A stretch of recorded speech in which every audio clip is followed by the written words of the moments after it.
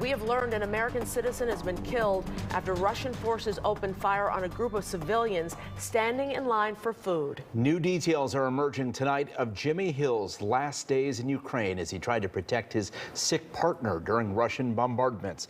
Jenna Barnes is here with the latest. Yeah, James Jimmy Hill was from Minnesota and Idaho. His Facebook page says he'd worked in Ukraine as a university lecturer.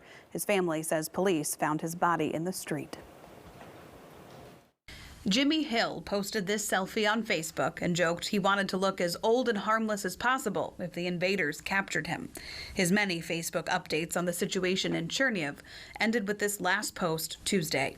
Not allowed to take photos, spies throughout the city, bombing has intensified, no way out. The last that I spoke with my brother, the electricity was out, there was no heat.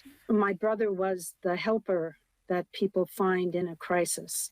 Jimmy's sister says his partner is being treated for MS in intensive care, and he would go out and buy what food he could find, bringing it back to the hospital for her and the nurses. His family says he was one of 10 people killed by Russian forces as they waited in line for bread. He was not going to leave Ira's side in her condition.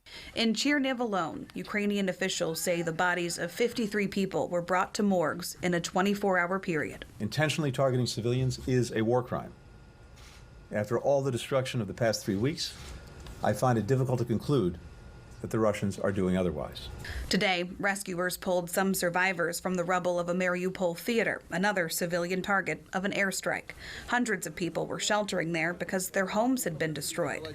And the day after President Joe Biden first called Russian President Vladimir Putin a war criminal, he added more names to that list. Standing together against a murderous dictator, a pure thug who is waging an immoral war against the people of Ukraine.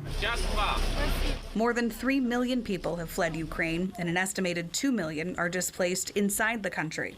And some who've evacuated are doing what they can to get supplies to those staying back and fighting. Right now it's easier and safer to go from Poland to Lviv, and then I go to the train station, pack everything, and then the train delivers everything in Kyiv. And then in Kyiv they picking up. And because of that resistance, stronger than Putin anticipated, Secretary of State Antony Blinken says Putin is getting more desperate and could react by escalating this further, potentially using chemical weapons. Guys. Thank you, Jenna.